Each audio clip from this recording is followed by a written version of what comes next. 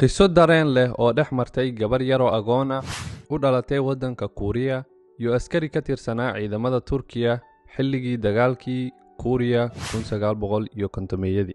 waxaana kala geysay duruuf, waxayna dib isu heleen muddo adiga ku dhow taqriiban 60 sano.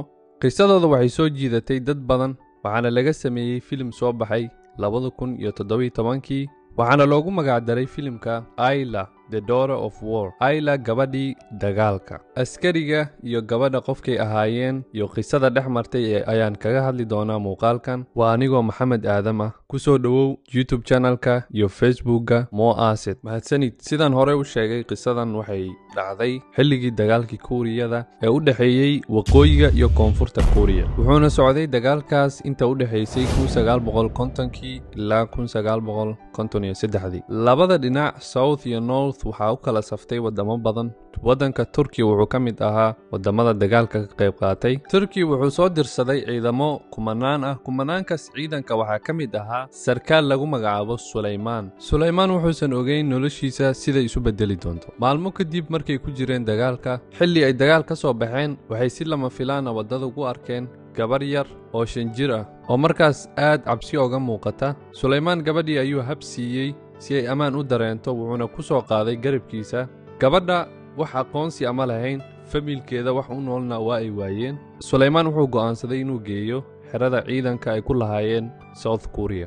waxayna siiyeen dhar iyo cunto, waxayna u muujiyeen daryeel iyo kalgacayl. gabadha waxay ahayd gabar firfircoon, isla markiiba waxay baratay luuqadda Turkishka muddo yar gudahood, waxayna u kala turjumaysay ciidamada iyo Kuuriyaanka kale. Suleymaan oo aad u jeclaa gabadha yar oo markaasna u buuxiyey booska aabanimo, wuxuu u bixiyey Ayla oo markaas micnaheedu noqonayso iftiinka dayaxa. wax walbo bilowda way dhammaadaane, waxaa la gaaray ciidamada Turkiga waqtigii ay ka bixi lahaayeen South Korea. Suleymaan wuxuu isku dayey inuu horey u wato Ayla, laakiin waa ay u suurtoobi weysay. Suleymaan wuxuu sidaas ku aaday waddanka Turkiya. Aylana waxaa la geeyey xarunta agoomaha ee Ankara School, taasoo dowladda Turkiya ugu tala gashay ilmaha yar ee familkooda ku waayey dagaalka inta lagu jiray in lagu xanaaneeyo waxna lagu baro. Suleymaan markaas kadib wuxuu iskaga noolaa Turkiya, laakiin qalbigiisa kama bixin Ayla. marar badan wuxuu isku dayey inuu raadiyo, laakiin kaliya wuxuu ka haystay sawirka labadooda ay isla galeen iyo magaca Ayla oo asaga u bixiyey. markan waxaa ka soo wareegatay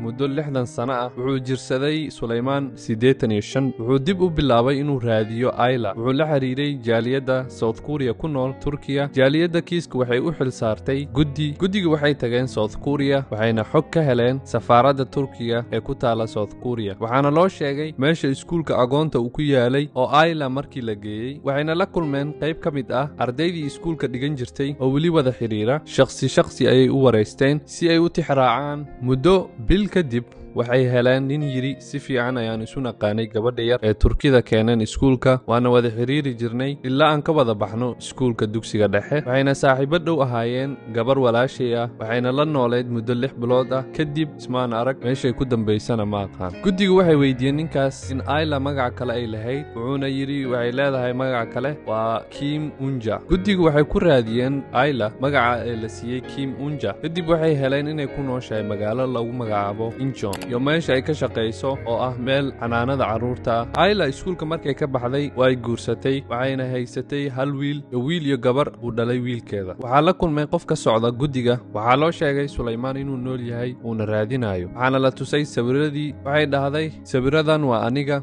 waxayna bilowday inay ku dul oyso sawiradii. waxayna tiri ma islahayn dib ayaad u heli doontaa. waxaan isku dayey inaan raadiyo dagaalka kadib. markaas qof walba dadkiisa raadsanayay. warbaahinta waxay ii sheegeen xog fiican aan ku baafino ma haysano. intaas wixii ka dambeeyey, Ayla iyo Suleymaan way wada xiriireen. kadib dowladda South Korea waxay casuumaad siisay ilaa 30 qof oo ka tirsanaa dadkii ka qayb galay dagaalkii Korea. Suleymaan wuxuu ka mid ahaa dadkaas, wuxuuna la kulmay Ayla ugu dambayn, ayagoo meesha isku marxabeeyey oona isku siiyey hadiyado, dibna isku bartay. Suleymaan markaas kadib Korea waa ka soo laabtay. intaas wixii ka dambeeyey marar badan ayay kulmeen, laakiin kulankooda ugu dambeeyey wuxuu ahaa isbitaal ku yaala Ankara. Suleymaan oo markaas aad u xanuunsanaa oonan hadli karin, wuxuuna wuxuuna geeriyooday 2017 da'da 91 sano. qisadan waxaa ka falceliyey dad badan waxayna taabatay quluubta dadka Turkida iyo Kuuriyaanka. waad ku mahadsantahay daawashada muuqaalkan. fadlan like saar muuqaalkan. assalaamu calaykum waraxmatullaahi wabarakaatu.